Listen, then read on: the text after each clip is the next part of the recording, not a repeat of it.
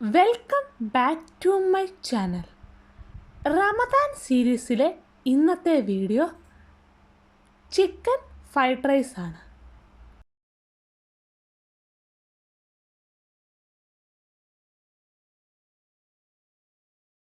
Chicken fried rice തയ്യാറാക്കാൻ വേണ്ടി chicken ചെറിയ ക്യൂബ്സായിട്ട് കട്ട് ചെയ്ത് വാഷ് ചെയ്ത് ക്ലീൻ ചെയ്ത് ചിക്കൻ മസാലയും മുളക് പൊടിയും ഗരം മസാലയും ഉപ്പും ചേർത്ത് അരമണിക്കൂർ മാറ്റി വയ്ക്കുക. ബിരിയാണി തയ്യാറാക്കാനുള്ള റൈസ് എടുത്ത് നന്നായിട്ട് വാഷ് ചെയ്ത് വേവിച്ചെടുക്കാം. ബിരിയാണി റൈസ് വേവിക്കുമ്പോൾ റൈസ് കുഴഞ്ഞു പോകാതിരിക്കാൻ വേണ്ടി അല്പം ഉപ്പ് ചേർത്താണ് വേവിക്കേണ്ടത്.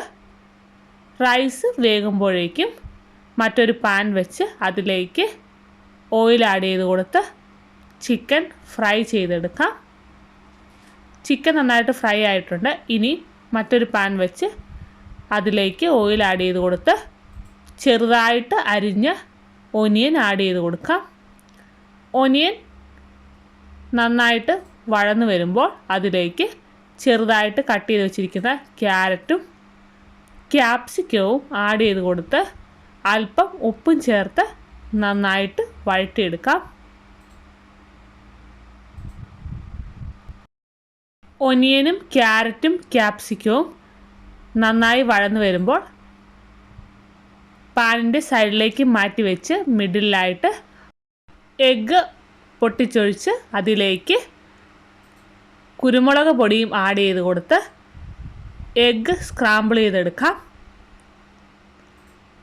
എഗ്ഗ് സ്ക്രാമ്പിൾ ചെയ്തതിന് ശേഷം അതിലേക്ക് വേവിച്ച് വെച്ചിരിക്കുന്ന റൈസും ഫ്രൈ ചെയ്ത് വെച്ചിരിക്കുന്ന ചിക്കനും ആഡ് ചെയ്ത് കൊടുത്ത് നന്നായിട്ട് മിക്സ് ചെയ്യുക.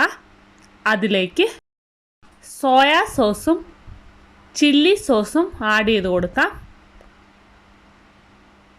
1 സ്പൂൺ സോയാ സോസും 1 സ്പൂൺ ചില്ലി സോസുമാണ് ആഡ് ചെയ്ത് കൊടുക്കുന്നത്. നന്നായിട്ട് മിക്സ് ചെയ്യുക. ഗാർണിഷ് ചെയ്യാൻ വേണ്ടി പുതിനയിലയും മല്ലിയിലയും ചെറുതായിട്ട് അരിഞ്ഞ് ആഡ് ചെയ്ത് കൊടുക്കുക. അതിനുശേഷം മൂടി വെച്ച് ലോ ഫ്ലെയിമിൽ അല്പനേരം വയ്ക്കാം.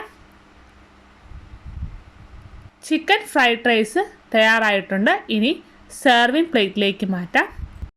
വളരെ ഈസി ആയിട്ട് തയ്യാറാക്കാൻ പറ്റുന്ന ചിക്കൻ ഫ്രൈഡ് റൈസ് എല്ലാവരും ട്രൈ ചെയ്ത് നോക്കുക. വീഡിയോ ഇഷ്ടമായാൽ ലൈക്ക് ചെയ്യുക, ഷെയർ ചെയ്യുക, കമൻറ്റ് ചെയ്യുക, സബ്സ്ക്രൈബ് ചെയ്യുക. മറ്റൊരു വീഡിയോയുമായി കാണുന്നവരേക്കും ബൈ.